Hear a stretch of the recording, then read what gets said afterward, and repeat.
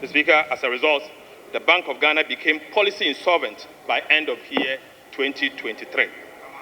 Mr. Speaker, the illegal printing of money at the Bank of Ghana to finance government expenditure contributed to the inflationary crisis we saw. That resulted in over 850,000 Ghanaians falling into extreme poverty. Mr. Speaker, the management of the central bank also illegally wrote off approximately 48 billion Ghana cedis of government indebtedness without parliamentary approval in a blatant disregard to the Public Financial Management Act, Act 921. Right, Honorable Speaker, at the height of this crisis, the management of the central bank supervised the award of questionable contracts for the construction of an ultra-modern 250 million head office and another ultra-modern governor's residence at a cost that is unknown to the public. Our concerns, Mr. Speaker, about the mismanagement of the state-owned Ghana Cocoa Board, ECG, GIHOC, STC, PBC, among others, were also ignored. Right, Honorable Speaker, for 7 consecutive years, Ghana Cocoa Board recorded losses of approximately 11 billion Ghana cedis. The cocoa production also declined drastically under the current government from approximately 1 million metric tons a year in production to now almost 400,000 metric tons. For the first time in 32 years, international banks rejected Ghana Cocoa Board request for a syndicated loan to finance the purchase of Ghana cocoa. Right, Honorable Speaker, we cannot be silent about our opposition to yet another unpopular government policy, the imposition of a regulation called the Import Restriction Regulation 2023. This detested proposed legislative instrument sought to vest unfettered and unchecked powers in the hands of the minister responsible for trade to determine who qualifies to import into the country of certain goods. Similarly, Mr. Speaker, we also raised red flags over dubious Finance Ministry SML-induced $100 million a year contract for so-called revenue assurance. After initial feet-dragging and refusal by the President Akufo-Addo to release the KPMG audit report, it finally emerged that the SML was paid a whopping 1.4 billion Ghana cedis for no work done.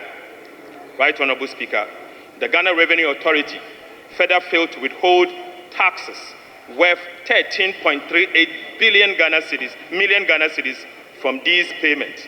As we speak, unfortunately, Mr. Speaker, the entity called SML is still ripping off the taxpayer for no work done. Right, Honorable Speaker, we on this side expressed several concerns over the government handling of illegal mining menace that engulfed our nation. We are also on record to have cautioned that its pretentious fight against this existential threat to our collective survival will soon have dire consequences on us. Amid this facade of the fight, right, Honorable Speaker, high-ranking government officials, NPP functionaries, were accused by the then Cabinet Minister, Professor Frimpong Boateng, of promoting and engaging in illegal mining. So, Speaker, Galamsey later became a free-for-all enterprise involving MMDCs and other party functionaries. The records will bear us out that we on this side call for an honest, responsive approach to this menace, found on strict application to the law. No matter whose ox is God. Right, Honorable Speaker, again, our concerns were ignored. The scale of corruption and waste during this period has been staggering, alarming, and heart-wrenching. Mr. Speaker, the more we on this side spoke out, the more corruption and wastage festered. Promoting this as a result prompted the Catholic Bishop Conference to decry and describe the situation as a massive, uncontrolled corruption under this administration. Mr. Speaker, scandals became a daily occurrence as we were treated to blatant abuse of office and plundered the public funds. Right Honourable Speaker, we also saw a misuse of COVID-19 funds. The malfeasance that characterized the 13th African Games, the 500 million Ghana cedis National Service Ghost Names scandal. We saw the brazen attempt to shell out state hotels to a cabinet minister, and free-for-all grabbing of state lands are, Mr. Speaker, but very few that we need to mention. Right Honourable Speaker, we also had to contend with the erosion of the independence of critical state institutions. Many of these institutions were filled with partisan elements who undermined due process to please the regime in power. So, Speaker, journalists who exposed corruptions were subjected to brutal crackdown and dissenting voices and were silenced. Right Honourable Speaker, the silence, the insistence of the Electoral Commission of Ghana to adopt the Ghana card as the sole document of the registration for the registration of voters, even though millions of Ghanaians were yet to be issued their Ghana cards by the National Identification Authority, cannot escape mention. After eventual yielding to the resistance from the gallant NDC Minority Caucus, the Electoral Commission decided to conduct voter registration exercise solely at its district offices instead of the designated polling stations. But for our voices, Mr. Speaker, that were heard loud on these matters, the Electoral Commission would have succeeded in denying millions of Ghanaians their right to register and vote. The Electoral Commission was once again forced to beat a retreat on its popular decision to outlaw the use of indelible ink during the 2024 general elections. In all of these instances, our vigilance, insistence, and accountability saved Ghana's democracy. Right Honourable Speaker, the past 8 years have been tough for all of us, a lesson on how not to govern a country, and in fact, a lesson on how not to run an economy. In the end, the crushing defeat the NPP suffered in the just-ended elections is a clear message from Ghanaians that they will not tolerate any such level of poor governance and mismanagement. Mr. Speaker, it is deeply concerning that those who oversaw such disastrous performance in government would have the audacity to adorn themselves with accolades to the chagrin of the people of Ghana. Right Honourable Speaker, I was surprised to see some of them being awarded with highest state honours. Right Honourable Speaker, at the personal level, I have had to pay a heavy price for my stance against the government mismanagement. Mr. Speaker, my recent prosecution, or call it persecution, by the Attorney General over frivolous and trumped-up charges was calculated to silence, intimidate, and completely extinguish a known dissenting voice. Right Honourable Speaker, my crime, Mr. Speaker, was that I sounded alarm bells on an economy that was being mismanaged and ruined by an act and omissions of a select few in government. The fact that my prosecution began in the wake of the tussle over e-levy should not be lost on anyone, that I became an instant target for the regime. Mr. Speaker, I was charged on the Christmas Eve, a few days after the rejection of the e-levy and the 2022 budget.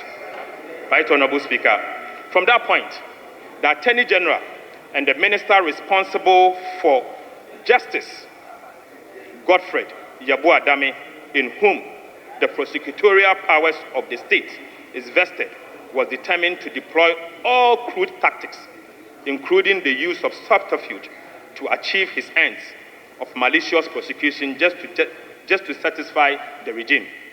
Mr. Speaker, the whole world witnessed how a supposed Minister of Justice set out to coach, cajole, and coerce another accused person standing trial together with me to falsify his testimony and skew it in such a manner as to enable him to procure a conviction at all costs against an innocent person.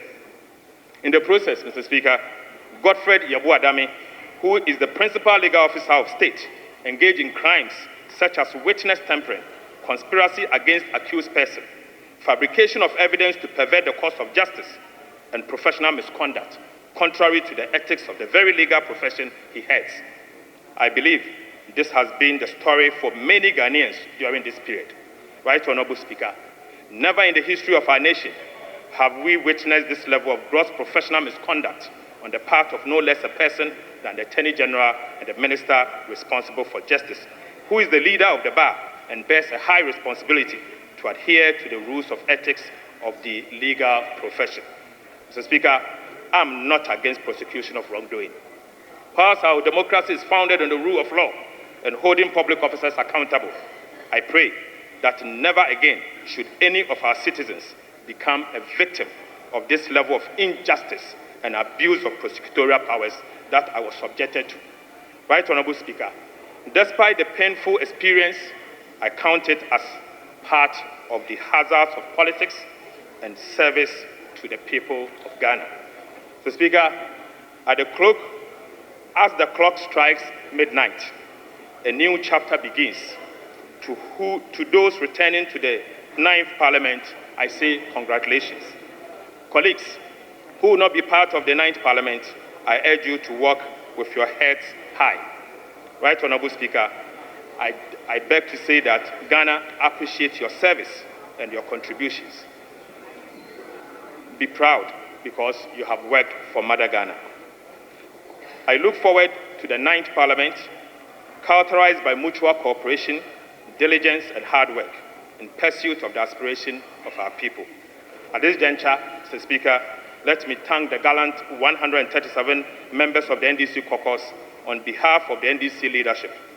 Special thanks goes to Honorable Emmanuel Ama Kofibua, the Deputy Minority Leader, Honorable Govins Kwame Abuja, the Minority Chief Whip, Honorable Ahmed Ibrahim, the First Deputy Whip, Honorable Comfort Doyo, the Second Deputy Whip, chairpersons and ranking members from the NDC caucus, the Speaker, the backbench of the NDC Minority Caucus.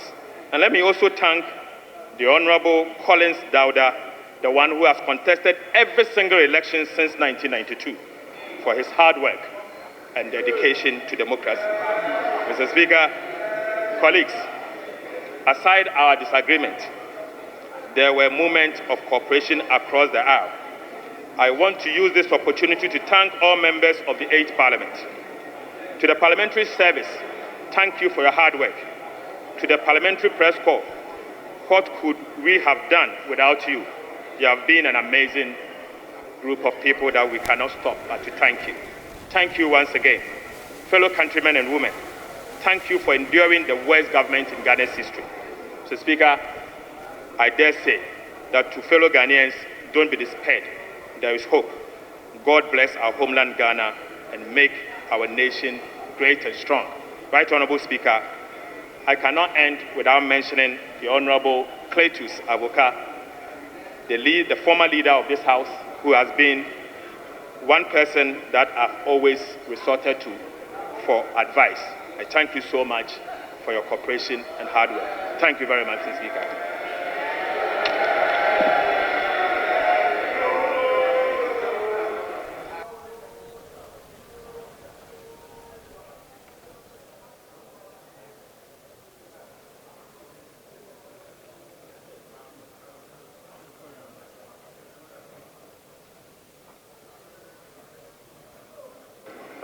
Honorable members, it's now the turn of the Majority Leader and the Leader of the House.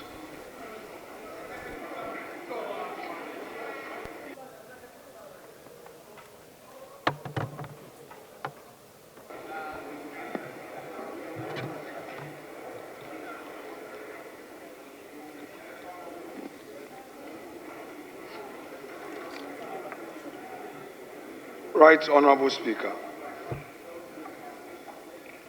thank you for this opportunity to give these closing remarks,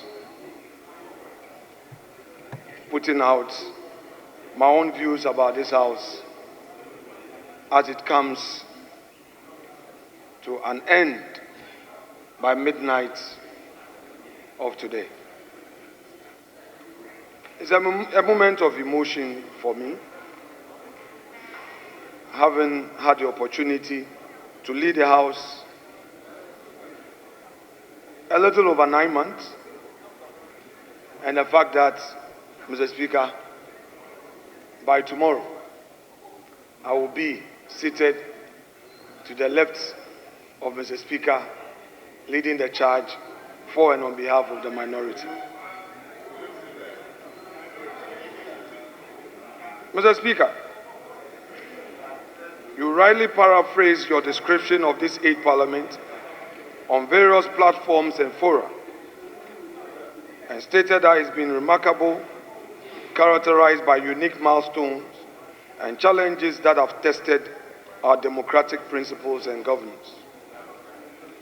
Mr. Speaker, one defining feature of this Parliament was its near equal composition, with 137 members from each side and 1 independent member. Notably, this Parliament elected the Speaker of the House from a party of the opposition, something which was and still continues to be novel development to our democracy. We also had an equal number of female representation from both sides of the aisle. 20 female members apiece, bringing female representation to 40, that account for 14.5%, the highest female representation in Parliament ever recorded in our 4th Republic. This Parliament, at both sides of the House, has had a course to change their leadership in order to give opportunity to some members to serve in the front bench. It is therefore right to conclude that the 8th Parliament truly pushed our parliamentary democracy to its limits and tested how far we can go with our practice of parliamentary democracy. Mr. Speaker, I rose from deputy leader to majority leader.